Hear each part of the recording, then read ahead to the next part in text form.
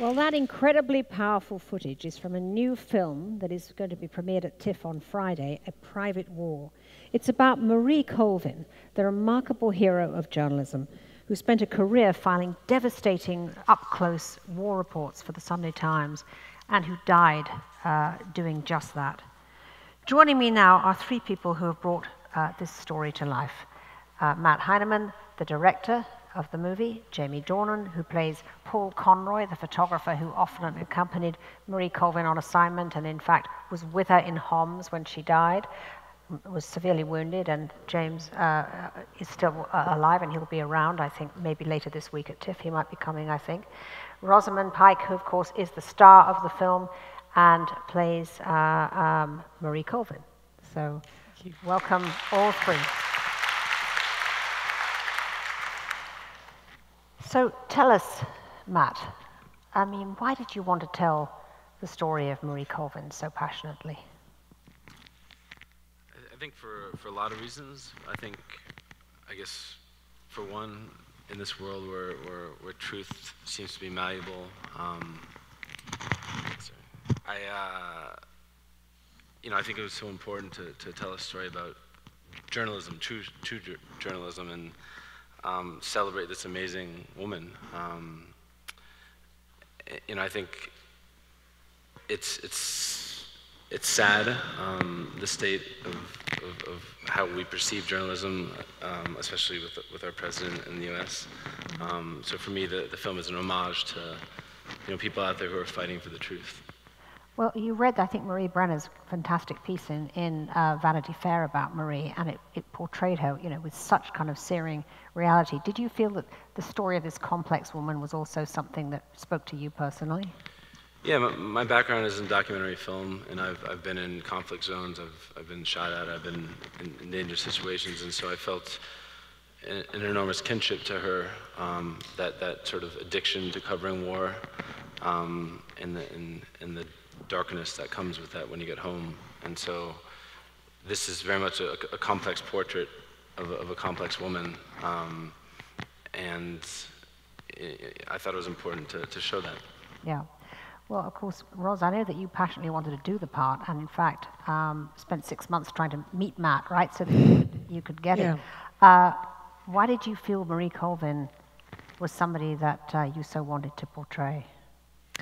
I felt very strongly that I could understand this woman's contradictions. I felt that I could understand the way that life made sense in a world where, yes, your life was under threat, but the stakes that you were living with was simple. It was life or death. It was a sort of level of extremity that also carries with it a simplicity. And that when you're back on dry land, so to speak, trying to deal with a home life and navigate bills and receipts and relationships and mortgages, and that somehow you feel quite inept. Well, she was a very sort of vibrant personality, wasn't she? I mean, she partied hard, she drank hard, she took lovers where she found them, if I may put it that way. There are so many great stories about Marie. I mean, what were some of the things that, when you were researching the part, that made you sort of think of her as an extraordinary woman? And the other thing, I mean, she did take lovers where she found them. It was because ultimately she was a huge romantic, and I think that's so interesting, coupled with the fierceness with which she pursued a story. That behind that, when you see her read her private diaries, it was this tremendous craving for approval and love and romance. I mean, she did make friends wherever she found them. So in that footage that you just saw, where she lost her eye in Sri Lanka, she had gone into Tamil-held territory, and she was the first journalist to do so for 6 years. And she gained tremendous respect from the Tamil people, who wrote to her when she was back in London. But the strangest thing, she said, is that after she was transported to New York to have surgery on the eye, after the surgery she was convalescing in quite a smart hotel in New York, and one morning she was woken up very abruptly by room service at 7:30 or 8 o'clock in the morning. And there was a full tray of all the ingredients to make vodka martinis. And she did love a martini. but there was a note there saying, "We know you love vodka martinis. This is to show the gratitude from the Tamil people." And she just said it boggled my mind how they could have, achieved this to call her. Yes, they got the time difference, wrong, and something that should have arrived at 8 p.m. arrived at 8 a.m. But also she said that, the expense that it must have cost in a smart New York hotel for these people to have, navigated that. She said it was so unbelievably touching. No, she was full of, she always had a story. She was, the other thing apart from war reporting that she did was she really wanted to get inside the minds of some of the great dictators. So some people don't know this, that she was one of the few journalists who got the ear of Gaddafi, of Arafat. And well, they actually took a huge shine to her. Huge shine, yes. Yeah. She was with a sort of young female correspondent the first time she met Gaddafi, and Marie was summoned into Gaddafi's car, and she just grabbed this other woman and she said, "Do not leave me alone because he's going to ask me for sex." To this young sort of newbie was very, very intimidated by that, but Marie was she was always able to go places because she was a hard drinker, she was a hard smoker, and amongst a lot of the aides of these dictators, she could spend half the night talking to them because their schedules were so unpredictable that you never knew, even if you were in the kind of vicinity of Arafat, you wouldn't know when you might be called upon. It could be 3 a.m. that he'd agreed to give you an audience. So until that point, she was just chewing the fat with all of his aides, and she was such a... Yeah, she was certainly sort of one of the boys in that sense. Yeah. Paul, you were... Paul, I'm calling you Paul. You see, you're so realistic. Jamie, you're playing Paul Conroy, who was also incredibly brave. He went with Marie on many of her assignments. There was this wonderful sort of camaraderie between the two of them. Because she was difficult, she didn't always get on with these photographers. Yeah. So, and of course you spent a lot of time with him. Why did you want to be Paul? Firstly, I knew who Marie Colvin was, and I knew, her sort of how infamous she was, and I didn't know a great deal about her story. But when I read the script, like anyone who would read the script, and we hope anyone who sees the movie, you're just so compelled by the sort of positions these people put themselves in, and what they went through to tell us the truth. And I have a draw to. It's always exciting when you can play a character in a movie that has a message, or that you're trying to spread something good, and that wasn't always the case. Sometimes movies are just pure entertainment, and they provide people with a certain whatever. But this had a real... Paul Spector in The Fall wasn't exactly somebody who was sort of a message for the good, did he say? No, definitely not. No, definitely not. But Paul, a different Paul Conroy was. yes, Paul Conroy, Paul Spector. And I loved the script. I was sort of compelled by the story and the opportunity to work with Matt, whose work I loved, and Roz, whose work I loved. But now, Paul Conroy was actually on the set quite a lot while you were filming this film. And sometimes that's very off-putting to actors, to have the real person, present as you're trying to create, your version of him. Yeah. Was that difficult, having him there? I almost want these guys to answer that about Paul being on set. But listen, I think it's only invaluable, to be honest. Like I think the plan was he was only meant to come out for a week or two, just to sort of get us up and running, give us a bit of advice, and he ended up staying for the entirety of the shoot. And we kept giving him different sort of roles to do in the crew. And I love Paul. We're very close friends now. He is like no one I've ever met. I think he's incapable of saying no to anything in the world. I think, and that is why that's what got him to where he is. That's what got him into so many incredibly tough situations. It's probably made him been the allowance for a lot of fun in his life as well. Yeah. I think he's just this incredible person and presence. And then there's selfish things like, I'm doing he's from Liverpool. I'm not. Very different accent. Matt's American, Roz is English, playing American. So it's quite nice to have the real person for accent-wise, if you're struggling. Matt, how much access did you have to, you know, all of the sort of personal information about Marie. I mean, you mentioned the diaries, her diaries. Did you have access to her diaries and notebooks? So when I first got brought on to make the film, I sort of researched it like I would research any other documentary that I was making. I met her friends. I went to London. I walked the streets that she walked. I read everything I could that she wrote. I read a lot of the source material for the article that Marie Brenner wrote, all the interviews that she conducted with friends and family members. And yeah, it was a sort of tremendous journey in trying to understand this woman who, you know, I would have loved to have met in person. And you know, hopefully we can bring her back to life to some degree. And you know, but it was, yeah, it was an incredible journey in trying to understand her and trying to, but also the world that she inhabited. You know, trying to create authenticity, not just in her character, but authenticity in the war zones that we're depicting. I think the film, like her work, is an attempt at putting a human face to these conflicts that are so often relegated to headlines and to stats. You know, it's so easy for us, you know, in Toronto or New York or LA or wherever we live, to keep these conflicts at sort of arm's length. And I think what Marie tried to do, what I'm trying to do, what we're trying to do, I think is show people that, you know, beyond these games of political football that happen in capitals around the world, they're real human beings that are touched and hurt and killed. And she died in Homs in 2012, and since then, you know, over 500,000 people have been killed in Syria. And today, you know, there's rumors of another chemical attack that might be imminent. And I think that's one of the tragedies for me, is that she died telling the story. And unfortunately, that story is as alive today. It's still happening. Well, I want to play that clip now in which Colvin and Paul Conroy are in a tunnel in Homs as the bombardment of the city is intensifying. Let's just look at that scene now. Stop. What are you doing? I gotta go back. There are 28,000 people there. We can't abandon Listen to me! You're brilliant. I'm brave, and fuck, you've got an amazing nose for the story.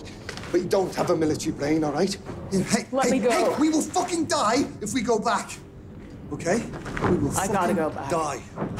You go. No. Save me a seat at the bar. Which bar? Where? Ready? Fuck! Come on, come here.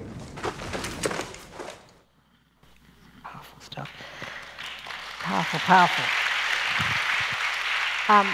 What did you both here learn about these last hours of Marie? Obviously, you heard it from Colvin, and what did you learn in your research about it?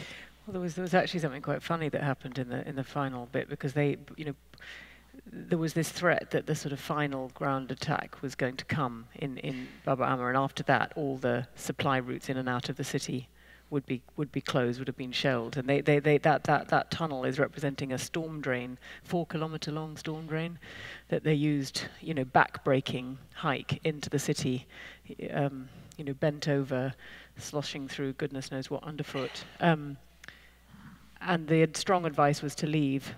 Marie decided to go back. They were the only two journalists there, and then at the final, after they'd come back the second time after that scene, Edith Bouvier and Remy Ochlik, a French photojournalist and French journalist, and another guy, William, I suddenly can't remember his name, they turned up, and Marie, they were from France, and Marie turned to Paul and she said, "You still want to get out now the Euro trash is here?" And then but it's one of Paul told us that story. Yep. But that was Marie through and through, you know, she was still looking for the kind of joke even, you know, under that intense, I mean, the pressure and the fear and the intensity of the situation was extraordinary. But there was no way, if she thought somebody else was going to get that story, there was absolutely no way she was going to leave. Yeah, and that was where there was this, in a way, what was bravado and what was bravery at that point, because, you know, it was such a risky thing to do. Jamie, obviously Paul Conroy survived that attack, or he was severely wounded, right? Did he have PTSD after it? 100%. 100%, yeah. I think that's something he deals with daily. I think he'd readily admit that as well. I don't see a situation how you could be in those places and witnessing those things on any kind of level without PTSD. I think that just comes part and parcel, and I think there's almost an acceptance with people, like, you know, I feel like, of the risk. You know, people ask about, is it worth it? Is it worth giving your life, or, you know, getting severely injured, all that to report the truth? But I think these people are totally, people like Marie and Paul are totally aware of the risks, and that just says so much about them that they're fully willing to. Do you think that one photographer I spoke to now at the Sunday Times said that, you know, he did feel that Marie sometimes pushed the risk factor too far for the photographers, and do you think there was any resentment in Paul, that in the fact that, you know, her bravado in a sense had got him into that situation?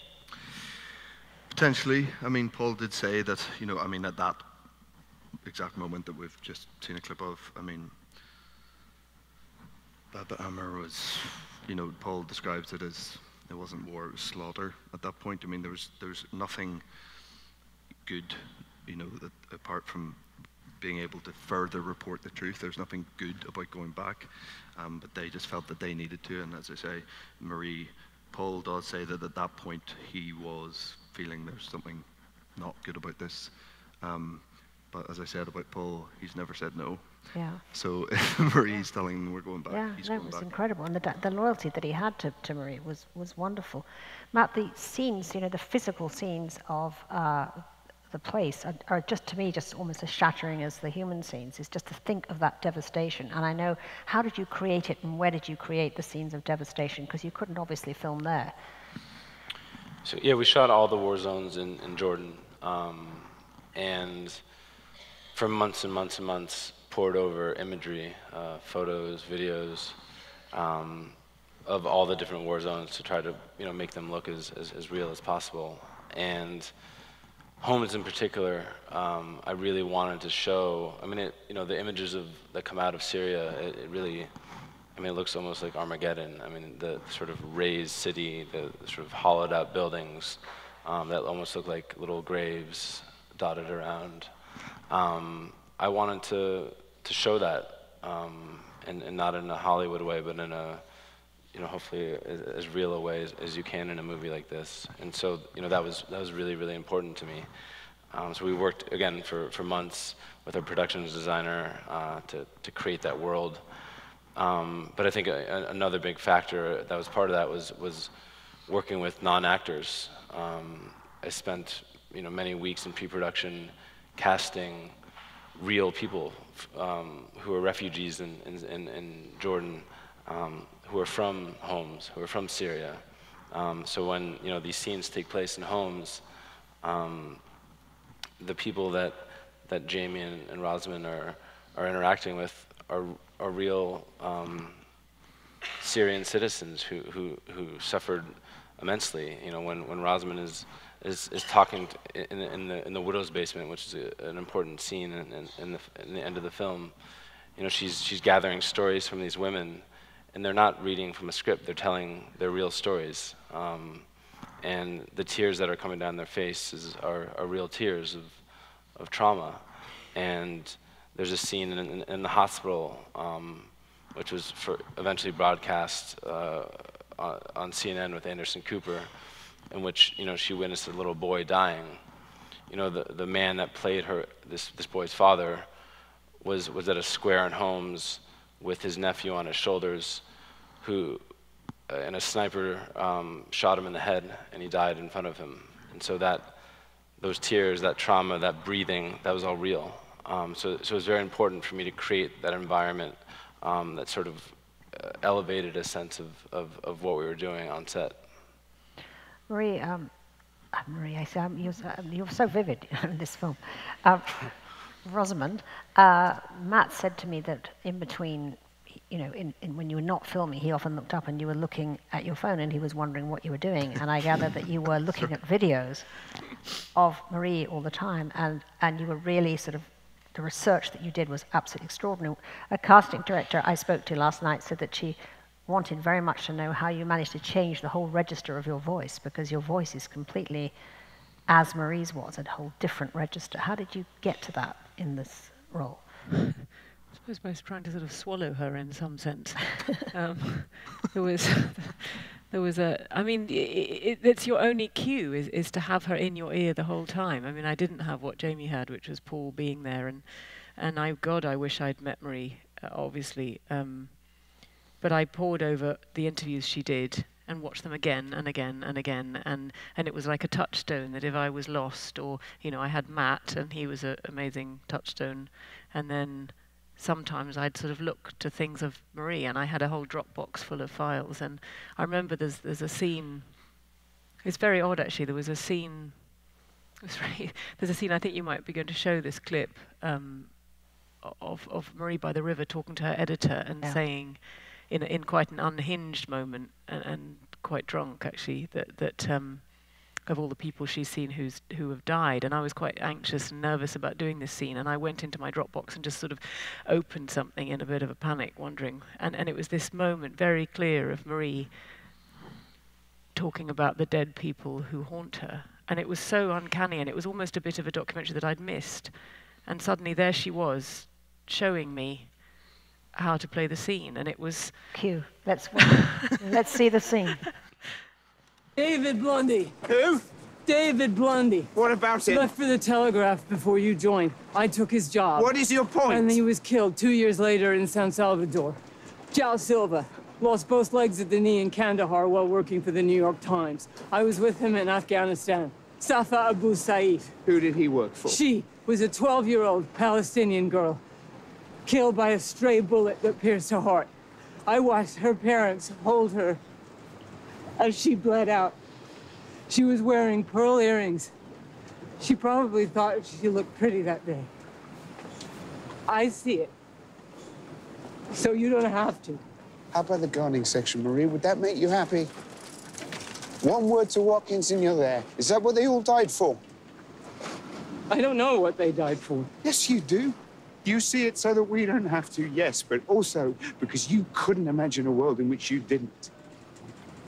No one in their right mind would do what you do, Marie. But if you lose your conviction, then what hope do the rest of us have?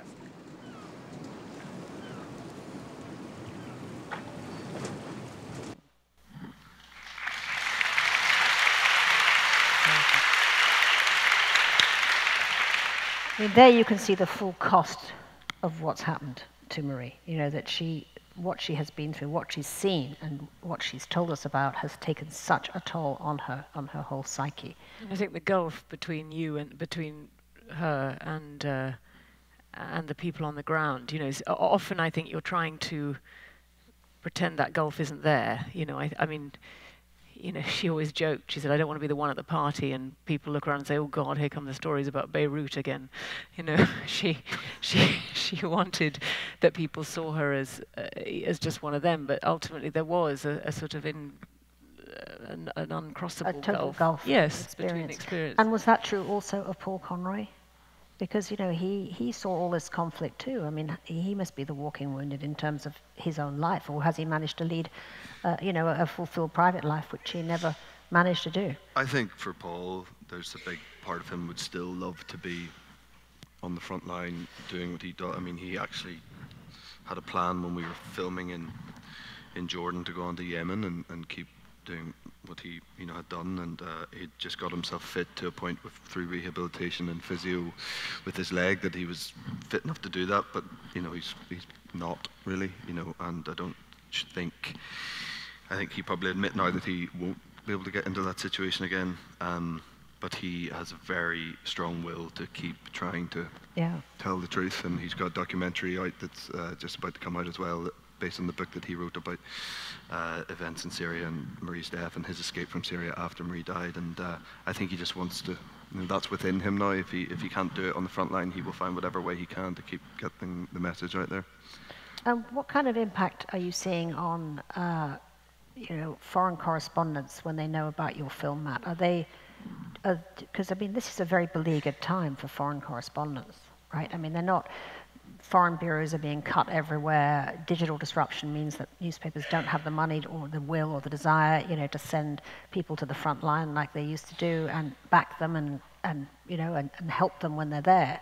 So this movie is actually very, very important to celebrate the kind of courage that these people have. Yeah, I mean, I think I said this earlier, but it's very much an homage to journalism and sort of an old school journalism that we're not seeing as much these days. As you said, foreign bureaus are shrinking. There's less and less money in investigative, long-form investigative journalism, the type that she did, where she would stay in a situation.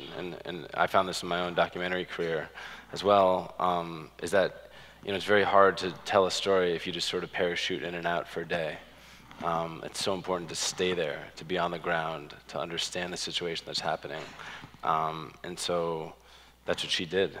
And she did that time and time and time and time again. And I think, per what we were just talking about, another big part of the film is, I think, the portrayal and the importance of acknowledging the mental trauma that comes with seeing these things, both with those who report on them and those who suffer on the ground, the poor citizens of these conflict zones. But I think, the portrayal of PTSD in Marie and in Paul, the moral injury that they felt and encountered, and Paul still lives with every single day. I mean, the sort of survivor's guilt that he has is tremendous, both from losing Marie, from surviving all of his other friends that he's lost.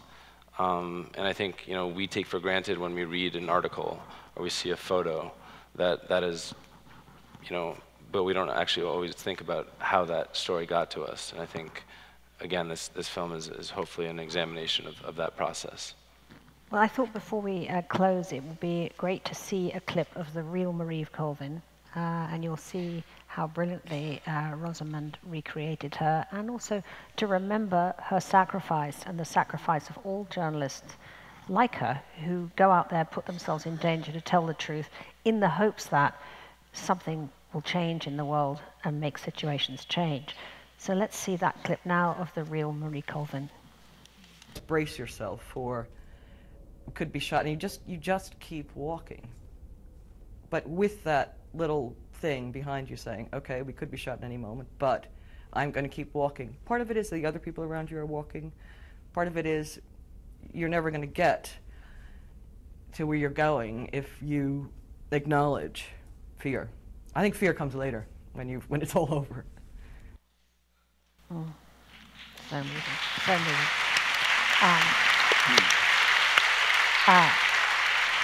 Rosamund Pike, Jamie Dornan, and Matt Heineman, thank you so much, not only for being here, but for creating this brilliant film that is such a homage to journalism and such a fantastic memory of a unique woman who now really is a hero of our times.